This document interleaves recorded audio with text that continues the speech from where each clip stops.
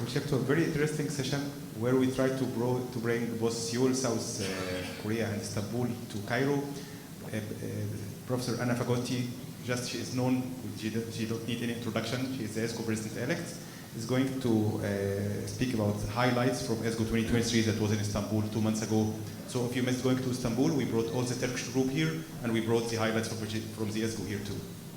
Okay, good afternoon everyone. Thank you very much for inviting me for the third time. It's really a pleasure being with you, and I see that your society is growing every year. Congratulations for this. I'll try to be short, although you see, can I see the, you see the list is quite long. And actually, I think this is the wrong presentation because I changed it.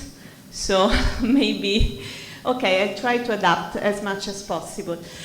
Indeed, actually, I was thinking to present just the yellow names, but as I see, you presented already the SHAPE trial, so I decided to skip it and keep the others. So sorry for this, I will go very fast. By the way, there was a comment regarding the SHAPE trial, which was why they decided to have as primary endpoint the pelvic relapse rate at 3 years. This was not the primary endpoint at the beginning. The primary endpoint was the median progression-free survival, but because they had very few events, they decided during the trial to change into this primary endpoint because they couldn't have results in another way. So I'm sorry for this. I will go very fast and go on the second group. Actually, I decided also to present you some results regarding the CENTIX trial. We'll see whether we have time later. But regarding endometrial cancer, I found 2 studies which were interesting and particularly which will not overlap with next presentations. And one of them is the CENDO study. I don't know if you know this study. This is a study made with a drug, an oral drug, which is selinexor. And it's a long-term follow-up study for selinexor maintenance in patients with P53 wild-type advanced or recurrent endometrial cancer. And this is the sub-analysis from this phase 3 trial in a pre-specified subgroup. What is selinexor? Selinexor is an oral drug, as I told you, and this is an inhibitor of oral exportin 1. This molecule is able to mediate the export of some tumor suppressor proteins, and one of them is P53. So the result of using selinexor is actually inhibiting the export of P53, especially this seems very useful in those tumors that have P53 wild type, because this is a tumor suppressor gene, and therefore in this way it remains active in the cells. So the rationale of this study, which is a phase 3 study, is that patients with advanced or recurrent endometrial cancer, actually the improvements in median progression-free survival in the intention to treat population were not meaningful. But this is an exploratory analysis on a pre-specified subgroup of patients who had P53 wild type and showed promising results. And here they show the long-term results. So this was the scheme of the study. As you can see, overall 263 patients. They were with stage 4 disease or first relapse endometrial cancer. They received already platinum-based chemotherapy, and then if they had partial or complete response according to RECIST criteria, they were randomized in a 2-to-1 fashion to receive selinexor 8 milligrams per os. And I want to show you the curves based on this rationale, which are really surprising and very important. In particular, I want to highlight that almost more than 50% of patients with advanced or recurrent endometrial cancer are P53 wild type. So this applies to a very large population.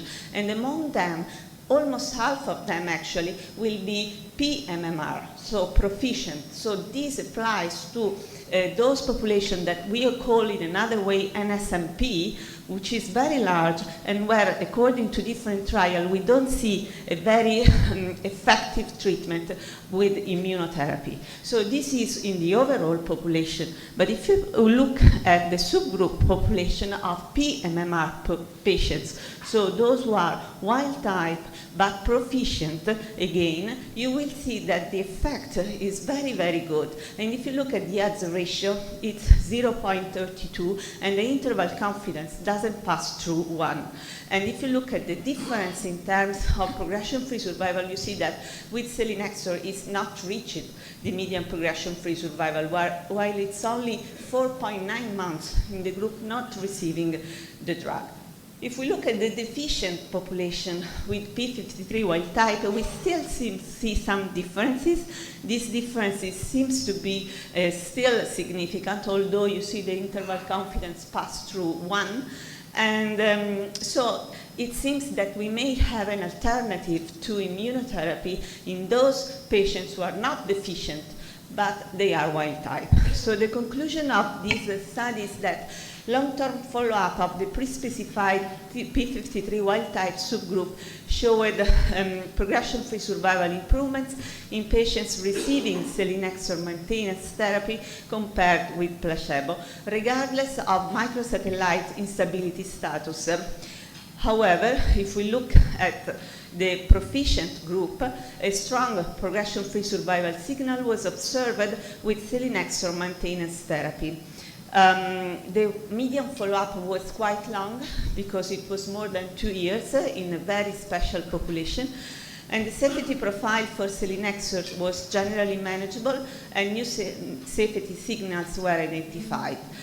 So p53 wild-type status may represent a robust predictive biomarkers for the efficacy of this drug, in addition to their role as important prognostic marker. And now there is another phase 3 trial ongoing on this population just to finally demonstrate the activity of selinexor in this group of patients. So now another study in endometrial cancer is the Seneca study that I would like to present to you. This is a study made, it's a multicentric retrospective study made by the group from Spain and from Luis Chiva, as you can see. This study wants to analyze the risk of sentinel lymph node metastasis in early stage endometrial cancer, stage 1 and stage 2, according to the molecular classification. So what is the rationale? Endometrial cancer women can be classified into 4 different prognostic subgroups, as we all know, and that ESGO, ESTRO, and ESG guidelines have adopted this classification to support adjuvant treatment. However, we cannot use, or we are not able to use today, so far, the molecular classification in order to manage or tailor our surgery in terms of, for example, of lymph nodal assessment. The hypothesis is to assess sentinel lymph nodal involvement rate for each submolecular subtype in stage 1 and 2 endometrial cancer, and then to assess sentinel lymph node involvement rate for each prognostic risk subgroup. So this is the group of the study patients. They started from more than 2,000 patients. They all received total laparoscopic hysterectomy, bilateral salpingo-forectomy, and SLN algorithm according to Memorial Sloan Kettering. All patients received molecular classification, and they were all stage 1 and 2. So the tumor was considered preoperatively only in the uterus. So you see on the left side the inclusion and exclusion criteria, and finally they got 2,139 patients to analyze. And these are the main results. So as you can see here, the higher risk for sentinel lymph nodal metastasis belongs to the p53 abnormal subgroup, as expected, but also to the MMR deficient group. So in these two populations, we will find a higher rate of sentinel lymph nodal metastasis, which is over 12%. It's not high, but it is important because when we will go to study our patients and to decide which kind of adjuvant treatment they will receive according to the stage, these will be patients that will be stage 3 disease now. because of the sentinel node positivity. And so we will make our decision based on both stage and molecular status. Then you see that multiple classifiers had 10% of sentinel lymph nodal metastasis, and then we have the NSMP group and the poly group. If we try to analyze the risk of sentinel lymph nodal metastasis according to the risk subgroups as identified by the ESGO, ESTRO, and ESP guidelines, you will see that it's quite clear that the risk of sentinel lymph nodal metastasis increases according to the risk group, which is 2.8% in the low risk group and goes up to 22.5% in the high group. Now, this is the classification which considers both tumor pathology, figure stage, and molecular classification node. But if we look at the same values without molecular classification, so without considering the molecular classes, you will see that it fits very well anyway. So it means that the risk of sentinel lymph node metastasis can be evaluated very well. It's already the end. So wonderful. So can be evaluated very well, even though we don't know the molecular classification, because you see that the ROC curves are completely superimposable and there is no difference. So the conclusion of this study, which has the value of being done in a very large population of more than 2,000 people, shows that there are significant differences in sentinel lymph node involvement among patients with early stage endometrial cancer based on molecular subtypes, mainly MMRD and P53 abnormal. But there is a very good evaluation that can be done without knowledge on molecular classification. Prospective studies are needed to validate whether these differences could have an impact on oncological outcomes. Now, the last two studies that I want to present to you are regard ovarian cancer. The first one is the CHIPOR trial. I don't know if you have heard about it. This is a prospective randomized study which was performed mainly within the GYNECO group. The GYNECO group is the cooperative group in France, and this is about the use of IPEC at time of first platinum-sensitive recurrent from ovarian cancer. The only difference of this trial with respect to others, and especially with respect to the other one that has been already published by Memorial Sloan Kettering, is that all these patients received 6 cycles of neoadjuvant chemotherapy before undergoing secondary cytoreductive surgery. Now, the rationale is that we all know that the Desktop 3 trial and the SOC1 trial have supported the role of secondary cytoreductive surgery in platinum-sensitive recurrent ovarian cancer, and that HIPEC leads to high intraperitoneal concentration of platinum enhanced by hyperthermia. So the hypothesis of these studies is that HIPEC at time of secondary cytoreductive surgery and after 6 cycles of neoadjuvant chemotherapy, because this difference is very important to remember, is associated with longer overall survival than secondary cytoreductive alone. And this is here you see the hazard ratio that they wanted to achieve. And I want to highlight you again that the primary objective of this study was overall survival. And this is very important because we will never find a very deep impact of HIPEC on progression-free survival. We know that the main difference will be always on overall survival, and I will show you the results. So this is the scheme of the trial. First relapse epithelial ovarian cancer, PFI, more than 6 months, response to 6 cycles of neoadjuvant chemotherapy, platinum-based, and complete surgery achievable. Patients were randomized in a 1-to-1 fashion only if they achieved complete gross resection or less than 2.5 millimeters. You see that patients were stratified according to the center, residual disease, platinum-free interval, and planned PARP inhibitors. Yes or no, the HIPEC was performed with 75 milligrams per meter square at 41 centigrades for 60 minutes. So this is the primary endpoint, overall survival. You see there is a difference of about 11 months between the two arms in terms of median overall survival. And you see that the hazard ratios is 0.69, which is met, actually. They had as a cutoff 0.71.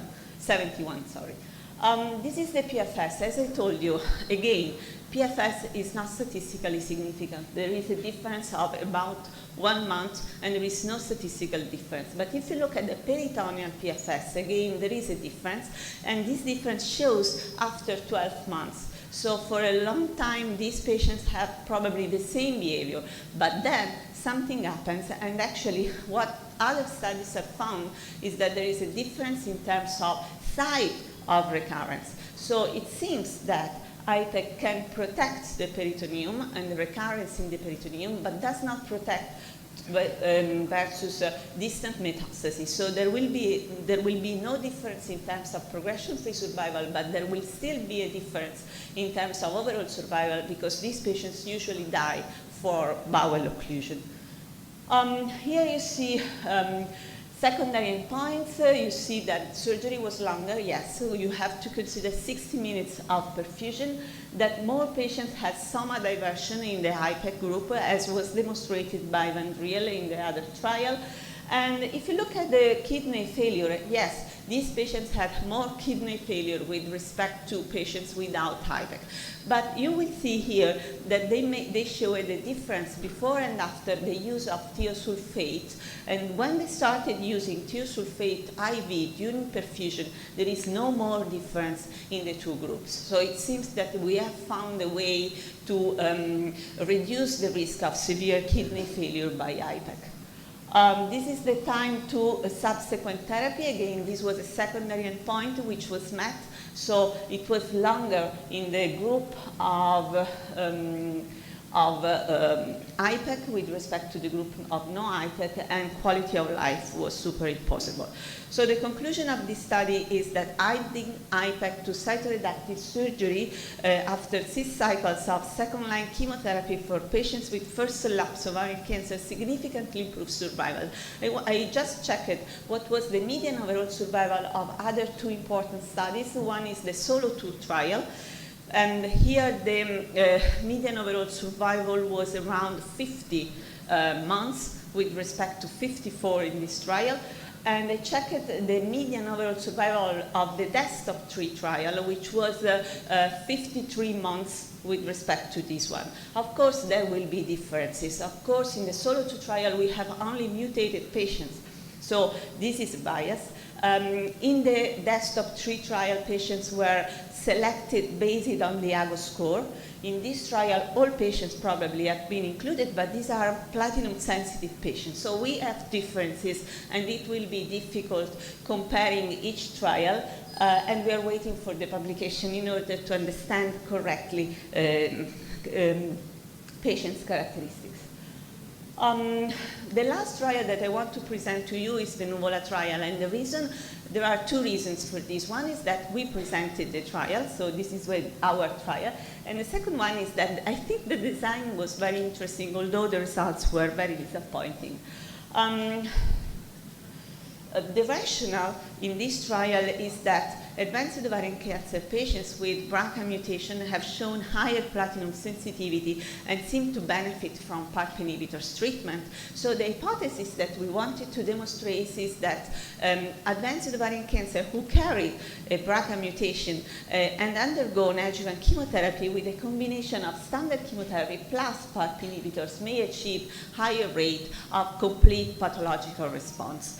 Now, how we designed this study? Actually, as you know, in our institution, we are performing diagnostic laparoscopy in advanced ovarian cancer in order to decide whether continuing with surgery or doing adjuvant chemotherapy. So all patients that were selected for the adjuvant chemotherapy based on our score, laparoscopic score, were assessed for BRCA mutation, either somatic or germline.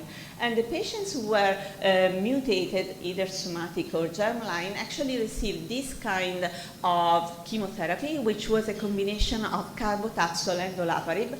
And you see here the schedule is quite intriguing, I would say. You see the doses for platinum and for Taxol are quite low, and also the doses for PARP inhibitors are quite low. And the reason is that there were some few studies showing that the combination of these three drugs together is very toxic. So we tried to have the best doses with the best chances to give the entire treatment to the patients. And then these patients underwent to interval debulking surgery. The objective was to increase pathologic complete response rate that we demonstrated in our previous population, which was about 7% up to 20% because of this combination. And what we found, these are the patients, and what we found is that the primary endpoint was not met. You see here we had a complete pathologic response rate of 11.4% only. And if we look at the CRS and we compare the CRS 1 to 2 and 3, you see we had a high rate of CRS 2 and 3, but this was not our primary endpoint, and this is not very different from the general population.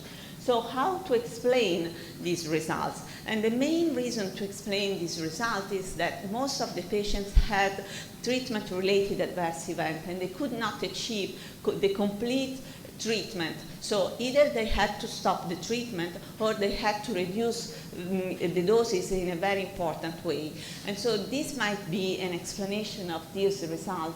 And also, we are now leading some translational studies in order to understand whether they developed some resistance during this treatment. And of course, there is another trial that was presented, I think, at the ESGO this year, the ESGO in 2022, which is the NOW trial, which was presented by the MD Anderson. They used only PARP inhibitors for a very short time, like induction treatment for 1 or 2 months. And actually what they found is that their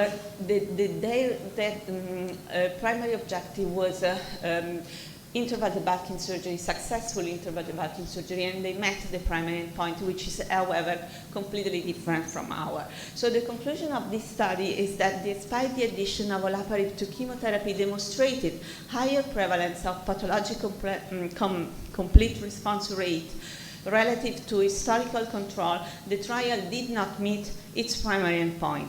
Olaparib in combination with chemotherapy reported higher hematological toxicity compared to chemotherapy alone. However, the tolerability profile of the combination was manageable, and translational studies are ongoing to investigate response and resistant mechanism to olaparib. So having said that, I want to thank you for your attention, and of course, more will come next year in Barcelona. Thank you very much.